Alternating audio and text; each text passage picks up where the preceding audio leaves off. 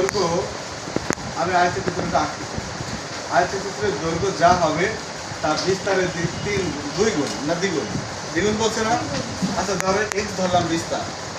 আয়তক্ষেত্রের বিস্তার মানে প্রস্থ, এক্স তাহলে দৈর্ঘ্য কত হবে বলো তো? এই দৈর্ঘ্য কত হবে? 2x হবে না? কি দ্বিগুণ বলছে? কয় গুণ বলছে? দ্বিগুণ। বিস্তার। তাহলে মনে করি আয়তক্ষেত্রের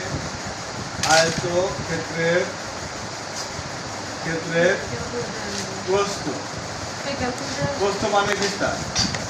বিস্তার হচ্ছে x মিটার। কত মিটার? x metre. এক খেয়াল করছো? আয়তক্ষেত্রের প্রস্থ যদি x মিটার হয়, আয়তক্ষেত্রের দৈর্ঘ্য হবে কি?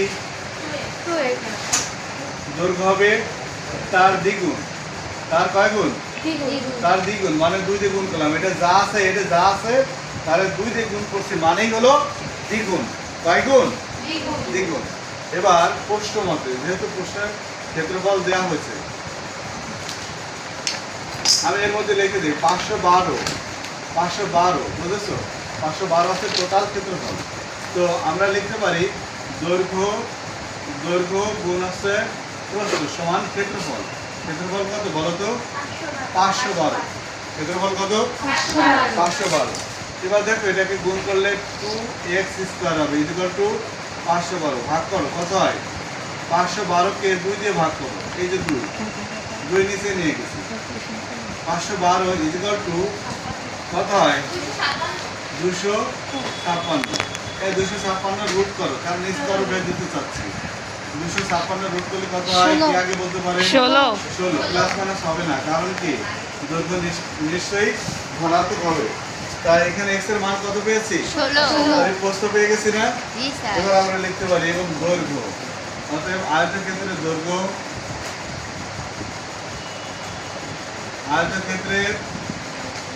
দৈর্ঘ্য হলো কত? 2x এত মিটার। আচ্ছা 2 গুণ x এর মান কত? এই যে x এর মান 16 পেয়েছি। কত পেয়েছি? 16 দ্বিগুণে কত হয়? 32 এত মিটার। দেখো আয়তক্ষেত্রের দৈর্ঘ্য আর প্রস্থ দুইটাই পেয়ে গেছি না? এইবার আমরা এই যে পরিসীমা লিখছি, আয়তক্ষেত্রের পরিসীমা সূত্র লিখছি, এটা দেখা যায়।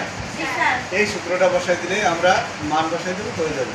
তাহলে এবার লিখতে পারি অতএব আয়তক্ষেত্রের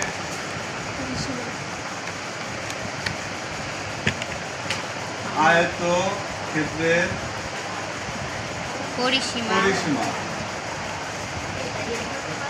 আয়তক্ষেত্রের পরিসীমা আমি এদিকে লিখতে পারছি না, জায়গা কম হয়ে যায়।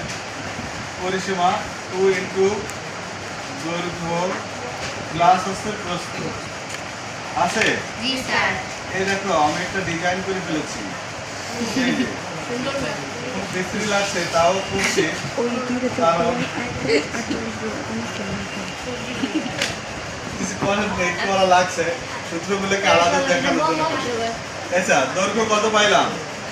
32 আর প্রস্থ কত? 16। এবার 2 গুণ কত হয় দেখো তো? 8 আর 3 আর 48। 48 দুগুণে কত হবে? 96। মিটারের সাথে মিটার গুণ করে কত হবে? বর্গ মিটার। ও সরি, এটা তো গুণ হয় না, যোগ হয়েছে, তাই না? তাহলে কি লিখবো? এত মিটার লিখবো। এই দেখো দৈর্ঘ্যের সাথে প্রস্থ যোগ হয়েছে, গুণ হয় না তো। যখন দৈর্ঘ্য প্রস্থ গুণ করবো তখন কি হবে? বর্গ মিটার। আর এখানে মিটার হবে 96 মিটার। এটা হয়েছে।